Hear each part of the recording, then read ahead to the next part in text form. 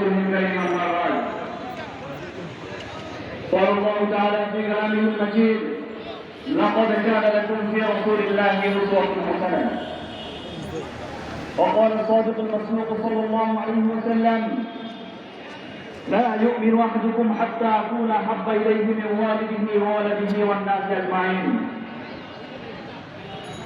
ইসলামী যুব আন্দোলন বাংলাদেশ ঢাকা মহানগর উত্তর দক্ষিণ কর্তৃক আয়োজিত বিশ্বনবী হযরত মুহাম্মদ রাসূলুল্লাহ সাল্লাল্লাহু আলাইহি ওয়াসাল্লামের অবমাননার বিরুদ্ধে বাংলাদেশ কর্তৃক ভারতের সাথে দেশ বিরোধী রেল চুক্তি এবং দুর্নীতিবাজদের গ্রেপ্তার সহ অনৈতিক সিলেবাস সংশোধনের দাবিতে আজকের এই সমাবেশে উপস্থিত সংগ্রামী সভাপতি সাহেব, প্রধান অতিথি এবং আলোচকবৃন্দ, সংগ্রামী সাথী ও বন্ধুগণ, আমরা ক্ষুব্ধ প্রতিবাদী, আমরা লজ্জিত এবং নিন্দিত।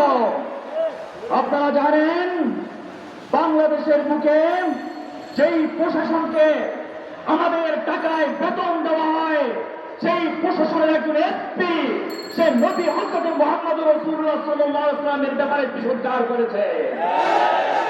আপনারা জানেন সে বলেছেন মহানবী সাল্লাল্লাহু আলাইহি ওয়াসাল্লাম সর্বকালের সর্বশ্রেষ্ঠ মানব নাকি হতে পারে না। আমরা বলেছি সেই সরকারি কর্মকর্তা এই কথা বলেছে, সে পুলিশের একজন এসপি। আপনারা জানেন তার বাবা একজন মহা দুর্নীতিবাজ, মোশাররফ। এই হারাম ঘরের ছেলের মুখ থেকে একটি ভালো কথা বের হতে পারে না।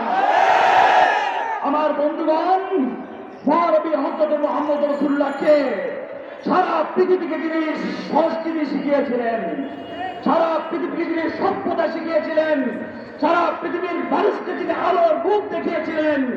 তার ব্যাপারে বিতর্কীরা পর্যন্ত তার প্রশংসায় পঞ্চমুখ।